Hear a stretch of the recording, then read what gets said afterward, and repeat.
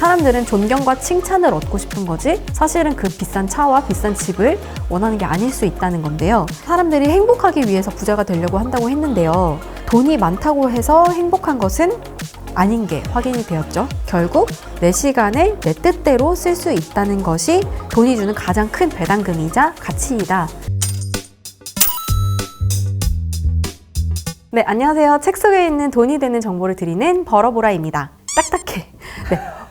경제 경영의 연간 베스트셀러 1위와 2위가 다 이 작가인 모건 하우절의 책이었어요. 1위는 돈의 심리학이었고 두 번째는 불변의 법칙이라는 책이었는데 그 중에서 먼저 나온 돈의 심리학을 오늘 소개해 드리려고 합니다. 돈의 심리학은 미국에서 2020년에 우리나라에서는 2021년 초에 처음 출간되었는데요. 출간된 해부터 바로 교보문고의 경제 분야 베스트셀러를 기록하고 2025년이 지금까지도 인기를 끌고 있습니다. 그래서 도대체 모건 하우절이 누구길래 궁금해하실 수 있을 것 같은데요. 미국 월스트리트 저널 기자로 활동을 했었고요. 금융 관련 글들을 읽기 쉽게 풀어서 블로그나 이제 칼럼으로 올리기로 유명한데요. 날카로운 통찰력과 유려한 글쓰기 덕분에 수많은 열성 팬들을 거느리고 있습니다. 교보문고뿐 아니라 제가 찾아보니까 아마존에서도 여전히 베스트셀러이자 스테디셀러로 랭킹되어 있더라고요. 이 책은 20가지의 각각 독립된 이야기들로 구성이 되어 있습니다. 계속해서 전제를 하고 있는 기본 전제가 있습니다. 바로 돈 관리를 잘 하느냐 못하느냐는 지능이나 교육 수준하고는 별반 상관이 없다는 것인데요. 중요한 것은 어떻게 행동하느냐에 따라서 부자가 된다는 겁니다. 여기에 대해서 설명을 하면서 두 명의 국제뉴스 헤드라인을 장식했던 인물을 소개합니다. 미국 책이라서 배경이나 문화가 미국이라는 점을 감안해서 들어주시면 좋을 것 같습니다. 로널드 제임스 리드라는 인물이 나오는데 이 사람은 시골에서 태어났고 가족들을 통틀어서 최초로 고등학교를 졸업했다고 해요. 그러니까 집안 전체적으로 교육 수준이 낮은 편인 거죠. 그렇게 자라서 주유소에 취직을 하고 25년 동안 자동차 수리공으로 일하고요. 그래서 38세가 되어서야 겨우 방 2개짜리 집을 얻어서 낡은 집에서 평생 살았다고 합니다. 그리고 92세의 나이로 평범하게 살다가 이제 사망을 합니다. 그런데 그 사람이 왜 국제뉴스 헤드라인을 장식했을까요? 로널드 리드가 세상에 남기고 간 자산이 순자산이 800만 달러가 넘습니다. 그 돈이 다 어디서 났을까요? 복권 당첨된 적도 없고 물려받은 유산도 당연히 없습니다. 열심히 일해서 번 돈을 그저 저축하고 우량 주식에 투자하고 수십 년간 찾지 않고 기다린 덕분입니다. 복리의 마법이라는 말 들어보셨죠? 이게 바로 그건데요. 쥐꼬리만한 월급으로 저축을 했던 돈들이 복리로 늘어나서 800만 달러가 된 것입니다. 또 한 분은요. 리처드 퍼스콘이라는 사람을 책에서 소개합니다. 앞서 설명했던 로널드 리드랑은 완전 정반대의 삶을 살았던 사람입니다. 하버드를 졸업하고요. MBA 학위를 취득하고 40대에 금융 성공을 크게 이루어서 자선 사업가가 되고요. 비즈니스 매거진에서 40세 이하 40인의 성공한 비즈니스맨이라고 칭송을 받습니다. 미국 부자들은 좀 크고 으리으리한 집을 과시하는 경향이 있는데요. 이 퍼스콘이라는 인물도 돈을 많이 벌었으니까 집을 확장 공사를 합니다. 화장실이 11개 있고 엘리베이터가 집에 2대 있고요. 수영장이 2대 있고 차고가 7개 있습니다. 초호화 대저택이죠, 한마디로. 그러다가 2008년에 금융위기가 터지는데요.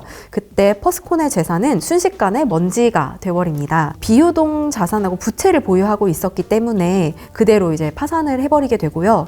저택들은 당연히 압류되었고 뉴스에 그렇게 등장했던 인물입니다. 한 명은 인내를 했고요. 또 한 명은 탐욕을 조금 부렸는데 그 결과는 엄청난 교육과 배경, 경험의 격차를 모두 무색하게 만들었습니다. 그러니까 금융 성과라는 것은 지능이나 노력과 배경하고 상관이 없이 운에 좌우되기도 한다는 것입니다. 그게 대단한 무슨 과학도 아니고요. 그냥 소프트 스킬이라고 하는데요. 돈에 관한 사람들의 심리를 어떻게 알고 활용하느냐, 어떻게 행동하느냐에 따라서 달라진다는 그 중요성을 강조합니다. 이런 전제로 이어지는 20가지 이야기가 담겨 있고요. 방금 말씀드린 것 같은 일화들을 통해서 소개를 하고 있습니다. 20가지 이야기를 다 소개할 수는 없으니까 제가 제일 좋아하는 파트 2-3개만 골라봤는데요. 소개해드려 보겠습니다. 돈이 있다는 것의 의미라는 챕터입니다. 사람들은 더 행복해지기 위해서 부자가 되려고 합니다. 그런데 그 행복은 어디에서 올까요? 미국에서 그런 행복에 관한 연구를 했다고 하는데요. 소득별로, 지리적으로, 그다음에 교육 수준별로 다양하게 묶어서 조사를 했지만 결국에는 내가 내 뜻대로 살고 있다는 그 느낌에 따라서 행복이 좌우된다고 합니다. 그러니까 돈이 내재하는 가장 큰 가치가 돈이 많아서 내가 원하는 것을 사는 게 아니라 내가 내 시간을 마음대로 쓸 수 있느냐 없느냐라는 것인데요. 돈이 있다라는 것의 진짜 의미는 내가 아플 때 빈털터리가 되지 않고도 며칠 일을 쉴 수도 있고요. 돈이 더 많다면 어쩌면 해고가 되더라도 무서울 게 없겠죠.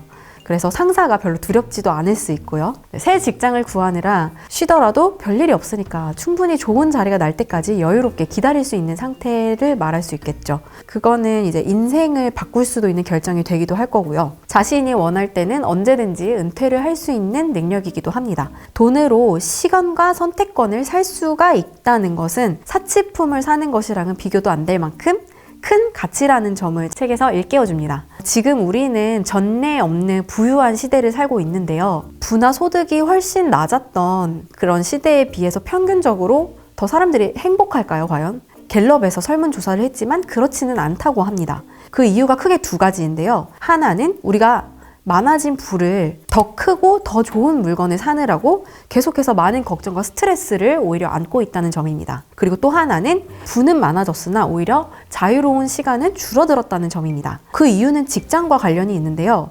예전에는 농업, 수공업, 제조업 종사자가 태반이었기 때문에 사람들은 두 손으로 노동을 했고 집에서는 온전하게 쉬면서 휴식을 누릴 수가 있었습니다. 그런데 현대인들은 대부분 이제 생각을 기초로 의사 결정을 하는 일들을 하고 있고요. 즉 두뇌로 일을 하는 지식 노동자가 대부분입니다. 그렇기 때문에 앞선 세대에 비해서 시간에 대한 통제권이 상대적으로는 약화됐고요. 퇴근 이후에도 이제 밥을 먹을 때나 잠을 잘 때까지 또 휴가를 냈을 때도 하루 종일 일 생각하시는 분들이 많을 겁니다. 저를 포함해서. 앞서서 사람들이 행복하기 위해서 부자가 되려고 한다고 했는데요. 돈이 많다고 해서 행복한 것은 아닌 게 확인이 되었죠.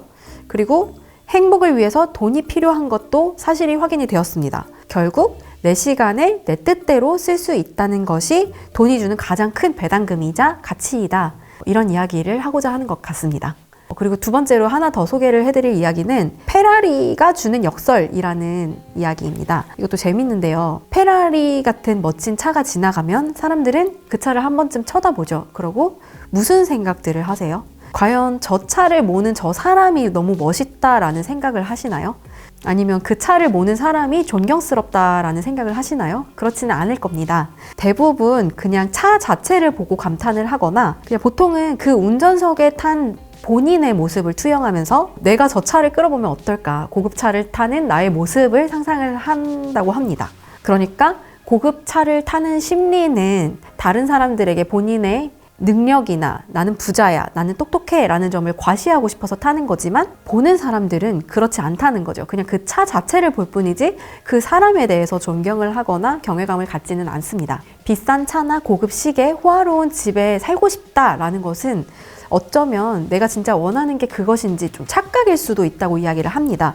그러니까 사람들은 존경과 칭찬을 얻고 싶은 거지 사실은 그 비싼 차와 비싼 집을 원하는 게 아닐 수 있다는 건데요. 그리고 현대 자본주의는 사치품 소비를 하다 못해 이제 사람들한테 성공한 척 흉내내도록 도와주는 것 자체를 하나의 산업으로도 만들고 있습니다.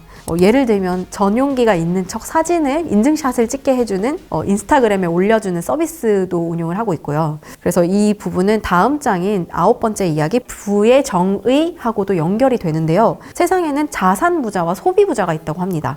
이 차이를 신중하게 정의를 해야 한다는 게 이 내용인데 페라리나 포르쉐 이런 비싼 차를 끌고 있는 사람이 과연 부자이고 성공을 했다라고 말할 수 있을까요? 그럴 수도 있고 아닐 수도 있는데 우리가 확실하게 알 수 있는 정확한 데이터는요. 그 사람의 실제 돈, 자산이 그 차를 산 만큼 줄어들었다는 것입니다. 또는 빚이 늘어났을 수도 있겠죠. 그런데 사람들은 보이는 것만으로 판단을 하는 경향이 있습니다. 그것은 오류이고요. 그러니까 보이지 않는 저축 현황이나 주식 잔고 또는 퇴직연금이나 그 사람의 투자 포트폴리오 같은 것들은 사실 안중에도 없습니다. 어떤 차를 타고 어떤 집에 살고 있는지, 인스타그램에 어떤 사진을 올리는지는 사실 그 사람이 얼마나 무리를 했는지, 그로 인해 본인의 자유, 즉 시간, 부를 얼마나 빼앗긴 것인지는 보이지가 않습니다. 이거에 대한 재밌는 일화로 과소비하다가 파산 직전까지 갔다는 팝가수 리안나를 예시로 드는데요. 리안나가 자신의 자산 관리사를 나중에 고소를 했다고 해요.